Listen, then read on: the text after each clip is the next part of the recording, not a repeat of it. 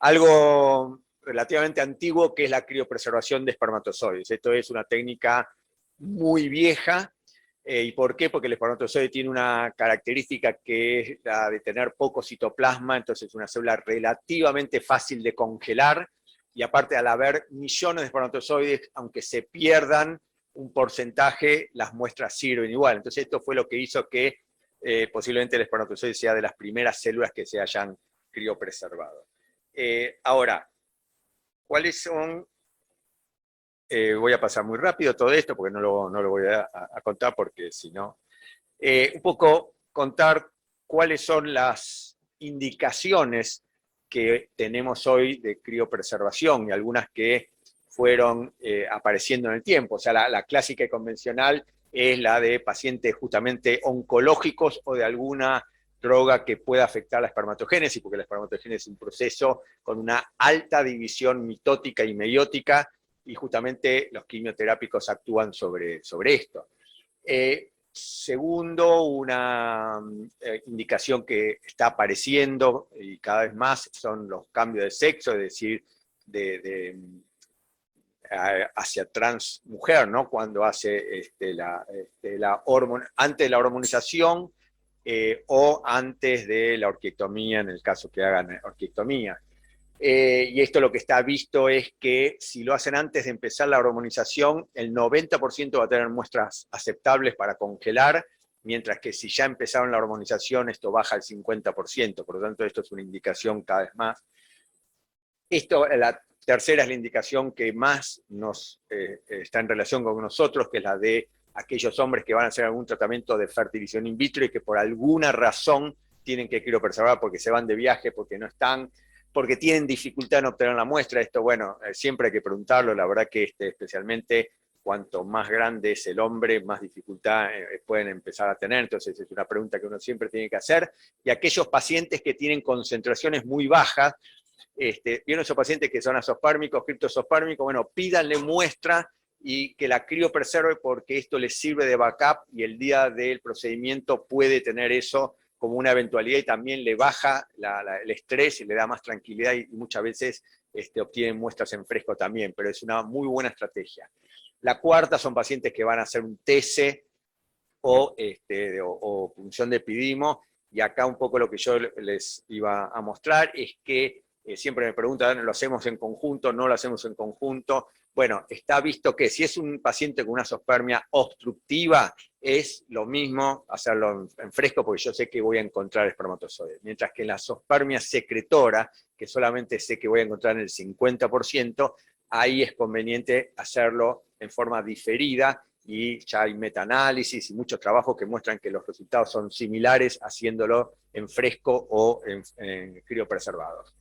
La otra es en chicos prepuberales, que bueno, hoy hay una indicación clara y precisa de aquello que van a hacer tratamiento quimioterápico, criopreservar material testicular para un futuro. Hay algunas controversias, pero bueno, es una de las indicaciones. Y hoy una indicación muy común son los hombres que van a hacer vasectomía, que bueno, por lo menos uno tiene que plantear la posibilidad de, si quieren criopreservar. Lo cierto es que la mayoría de los que vienen a hacer vasectomía dicen, no, si me voy a hacer la vasectomía no voy a criopreservar, pero bueno, la realidad es que después aparecen para la reversión de vasectomías o TS con nuevas parejas, ¿no? Entonces, bueno, es una opción.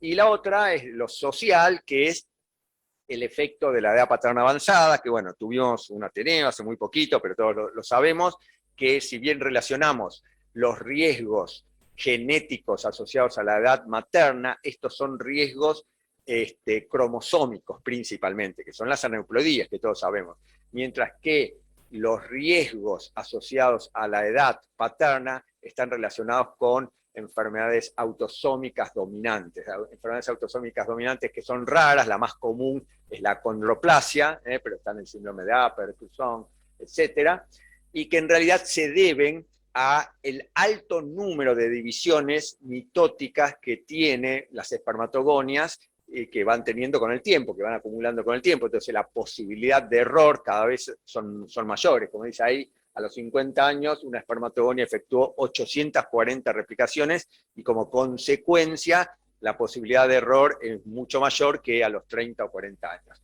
Pero también, aparte de estas enfermedades autosómicas dominantes, aparecen riesgos relacionados con trastornos cognitivos o conductuales, como es el autismo, que aumenta 6 veces en hombres mayores de 40 años. La esquizofrenia casi 2 veces y el desorden bipolar un 30%. O sea, esto no es menor, ya lo charlamos, y esto parece ser que tiene que ver más con cuestiones epigenéticas que con mutaciones. Se han estudiado algunos genes relacionados con esquizofrenia o con bipolaridad y se ve que el patrón de metilación es distinto en hombres mayores que en hombres menores, mientras que, por ejemplo, en genes relacionados con hipertensión o diabetes, esto no pasa. Entonces, aparece toda una línea que, así como, bueno, la preservación en la mujer, bueno, en el hombre también. Obviamente, es mucho más difícil convencer a un hombre que congele su muestra de semen que a una mujer que congele sus óvulos, que ya no es fácil. Pero bien, la cuestión es, todo esto lo venimos haciendo y hace años que se hace. La pregunta es, ¿esto se puede optimizar? ¿Hay alguna manera de hacer más eficiente el procedimiento de criopreservación? La criopreservación conceptualmente consiste en llevar a muy baja temperatura, menos 196 grados, una célula, con lo cual deja de tener actividad metabólica y entonces uno lo puede mantener así, es lo mismo en ese estado de animación suspendida, un día que conceptualmente 10 años. En el proceso de congelamiento de una célula normalmente hay distintas etapas. La primera etapa es cuando se baja la temperatura hasta menos 5 grados, que eso se llama etapa de enfriamiento. Ahí empieza a formarse cristales, entonces aparece la segunda etapa, que es la de cristalización, entre los menos 5 y los menos 15, y eso termina haciendo que se rompa una célula. Entonces, ¿cuáles son las estrategias que se utilizan? Básicamente usar crioprotectores. Hay distintos tipos de crioprotectores, pero unos son los permeables, que son los que entran a la célula, ¿y qué hacen? Le cambian el punto de cristalización, se lo bajan. Entonces se generan cristales por fuera de la célula y no por dentro inicialmente. Esto genera una presión osmótica, esa presión osmótica hace que salga el agua, entonces al perder agua en la célula no se forman cristales o el número de cristales es menor. Entonces el concepto de lo convencional, que era el congelamiento lento que se hace con los espermatozoides, básicamente es la disminución de la temperatura, medio grado centígrado por minuto, se usan crioprotectores permeables y se lleva nitrógeno líquido. Pero esto se sabe que tiene cierto efecto, que cambia estructuras funcionales y estructurales de la célula, que hay daños osmóticos y tóxicos por los crioprotectores y que todo esto lleva, aunque sea poco, a la formación de cristales y a la ruptura celular. Y por eso es que cuando uno toma una muestra de semen y la criopreserva por las técnicas convencionales y la descongela, se pierde el 40-50% de esta muestra y cuanto más severa la muestra, peor es. Entonces, ustedes saben que hace un tiempo apareció las técnicas de vitrificación, que hoy estamos muy acostumbrados a utilizar en ovocitos, en embrión, y que conceptualmente, a diferencia de el congelamiento lento, es una caída muy rápida de la temperatura, llevando a menos 196 grados, como están ahí los pingüinos que se tiran rápidamente. ¿Y cuál es el principio? El principio es que baja, es una disminución ultra rápida de la temperatura, 20.000 grados centígrados por minuto, a diferencia de los 0.5, que en este caso para espermatozoides se empezaron a usar crioprotectores no permeables de manera tal que no ingresen a la célula, que no produzcan toxicidad, y esto lleva a que en la estructura celular se forme, o sea, haya cambios moleculares en la estructura física molecular, por lo cual, en vez de formarse cristales, se forma una estructura que es similar al vidrio, y por eso se llama la técnica vitrificación, ¿sí? Y entonces no se forman cristales y estas células se conservan mucho mejor. Entonces se empezó a trabajar en la vitrificación, los laboratorios empiezan a utilizar la vitrificación de espermatozoides como una técnica para mejorar la optimización. Y esto sucede, sí, fíjense, esto es con el grupo que, bueno, la gente del laboratorio se está capacitando y formando.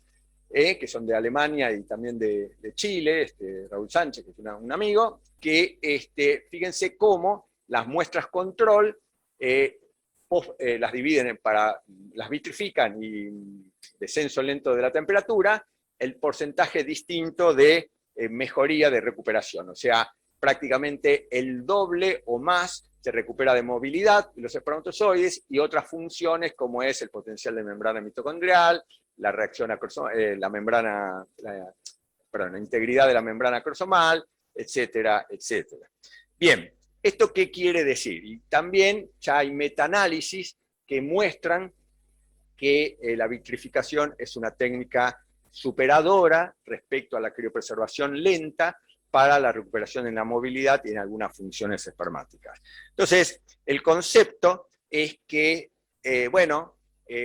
generamos esta estructura que es Paternity Bank, que trata de optimizar las muestras criopreservadas. Para eso, en forma muy práctica, ¿cómo ustedes tienen que solicitarlo? Esto es importante que cuando ustedes hagan la indicación en la receta, pongan la causa, porque esto hace que se maneje distinto la muestra. Es distinto quizás criopreservar en un vial que en un paciente oncológico que uno tiene que fragmentarlo porque es lo último que va a tener posiblemente. Entonces es muy importante la indicación. Y con esa indicación, si lo mandan al paciente, al mail que es recepcionquirófano@procrearte.com, y se lo organiza el día que tiene que traer la muestra, etc. Y como hoy vimos, ustedes pueden en la página de la historia clínica virtual, hay una solapita que está mostrado ahí, que es, no sé si lo ven, está ahí, que es Paternity Bank. Ustedes entran ahí y el mismo día que el paciente trae la muestra, ustedes pueden tener el resultado de cómo fue esa muestra, si se criopreservó, no se criopreservó, cuántos viales, y también en el tiempo pueden ver si el material está agotado o no, es decir, todas las características. Bien, esto era un poco para contarles qué es Paternity Bank, y bueno, uno de los proyectos en los cuales estuvimos trabajando en este último tiempo. Bueno, nada más, muchísimas gracias.